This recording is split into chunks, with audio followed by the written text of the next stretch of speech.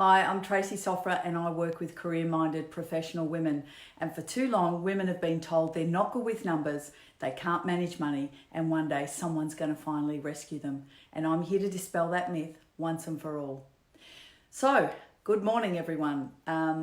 This morning, I'm going to take us on a reality check. And there is no time like the present, as they say. And given the circumstances we're all in, I think it's a brilliant time. There is no better time to actually sit back and have a look at where you are in your financial life. As daunting as it may be, and again, as uncomfortable as it may feel, it's absolutely essential to be able to do this and look at it for what it is, good, bad, or ugly, and make decisions based on where you are today. Because how do you make decisions for creating a better life, for creating the freedom and the choices and what you want for yourself, your family, and for your future? How do you do that? How do you live that life without being in control of your own money? Well, I'm not sure, but I know that money is the key tool that we use to give us what we want in life. So it's not about the money really, it's really about how we want to live. Money is simply the tool that we use to get that. So having a look at our money, what are the things that we need to do to be able to break through where we are currently with the barriers that we've got in front of us and to forge on and achieve the goal that we want? What does that look like? So over the last few days, I've been talking to you about status quo.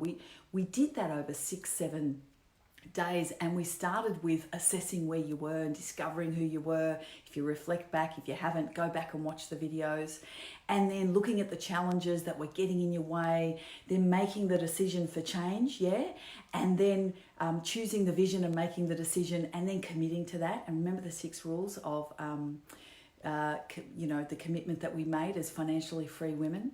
We walked from there across to our values. We looked at our history with money. Where did we come from our childhood? What did that look like? What were the conversations going around there? Have we taken that from mum and dad into our adult life, and are we just doing that on autopilot without even thinking about it?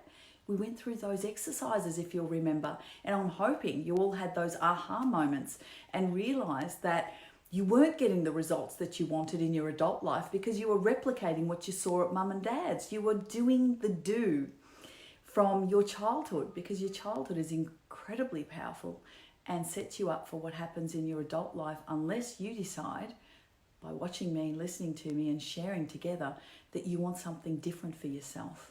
So we went back in order to go forward. And then in order to go forward, we decided we're grown-ups and we get to decide how we want our life to play out. And then we uncovered our adult values of who we are, what represented us today, what was important to us. And then we tried to align those 2 behaviors. Who am I today? How am I behaving? Is my behavior going to give me what I want? And from there, we moved on to uncovering your why. Why do you do what you do? What is your purpose in life? And then we set some goals, So uncovering your purpose and uncovering your why gave us great groundwork to then do value-based goals, the values that we hold true to be us as adults today. So having done all of that groundwork, what was that all for? It was all for this. This is the middle point. This is the middle point that we go from all of that groundwork to then opening up the world of money and you being in the driver's seat of that money, you making those decisions, you being confident, having the self-belief and the knowledge that you got this, you can do this. It's not hard. It's actually quite simple.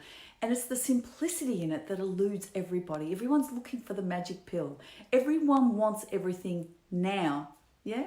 Fix me now. No risk, no down payment. I want the $1 million. Kind of doesn't work that way, I'm here to tell you. This is a reality check, and that's another reality check. It's about small things done consistently over a long period of time. That's really it. That's the basic part of building financial wealth. And that financial wealth isn't about the wealth. It is about you having choice to live the life that you want. for yourself and your family. It's about choosing, and choice brings about power, fulfillment, and happiness. So with that said, what is the reality check? Well, I'm not going to talk in the lingo of accountants and financial planners, although I am both. What I love to do is communicate at a normal person's level, if you like. So without the lingo, let's talk about what reality check means. Reality check is simply put a one-pager which looks at your assets. I'm going to explain that in a sec. And then looks at your liabilities, and the difference between your assets and your liabilities are what you're worth at any one time. Now, you've probably filled this out for the banks, and I'm hoping you're negotiating with the banks your interest rates, getting your repayments put on hold. I'm hoping you're negotiating and having a look already at your financial situation. But if I can go back to assets and liabilities, assets are simply put what you own. What do you own that are of value? Less what do you owe. So what you own less what you owe is what you're worth. And I'm hoping that's a positive, because if you're a negative, it means that you actually owe more money and you don't have the equity or the asset backing to support that. And that's really, really dangerous. So assets are things like, and they are beneficial in different ways, but this is coming in the next lot of videos. So assets are generally termed things like your home, your cars, your caravans. They're lifestyle assets. They don't actually put money back in your pocket, but they're recognized as a lifestyle asset. Then we move on to superannuation. We move on to managed funds, shares, properties, whether they're residential or commercial, investments in businesses, bank accounts, term deposits, bonds. All of those sorts of things are assets. So we tally them up, what we have, and don't get bogged down in the numbers, the sense, just round it up. Best guess, best scenario. What we're trying to do is not get bogged down, but move forward and have a quick bird's eye view of where are we at. Your liabilities are credit cards, personal debt, mortgages, investment debt, business debt, any debt you have, store cards, really dangerous stuff. I talk about all of these in my program, and in my program I talk about debt as leverage, and I explain the difference between debt and leverage, and I also go into explaining the good, the bad, and the ugly. And that's not the Clint Eastwood movie, by the way. That is the good, bad, and the ugly of debt. And trust me, there is good debt. Debt is good. Depends what you do with it. Yeah? Might sound like an oxymoron, but it's absolutely true. I love leverage, I love debt, but I'm digressing to that section. So let's come back. Reality check. You've got to have a look at it. Make sure it's not more than one page. You've got to be able to look at it on the one page, because that's the only way you can actually focus and keep it simple. One pager, reality check. What do you own? What do you owe? What are you worth? First step in understanding where you're at, and then we move on to how much work needs to be done. And I will move into that tomorrow. So I'm hoping you're finding this beneficial.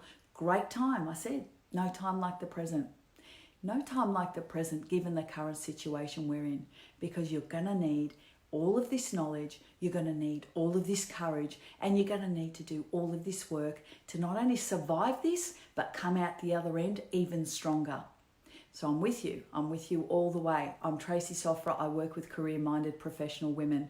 Please like my page so we chat every single day. You'll get notifications when I'm on. Sometimes I'm on a little bit early, a little bit later. It's trying times, and I might just share that with you tomorrow in terms of being at the front line with clients, with banks, with all sorts of things going on. It's absolutely exhausting. So I might share that with you tomorrow, if you don't mind, if that's okay.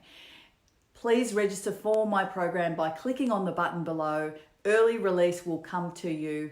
In amongst the madness, I am working on that as well. That's probably why I'm so tired, but that's okay. I love what I do, and I love to share, and I want to change the world, and I want women to be in charge of their lives and their money and their future and their own decision making once and for all. It's time for us to take the reins and step up and step out.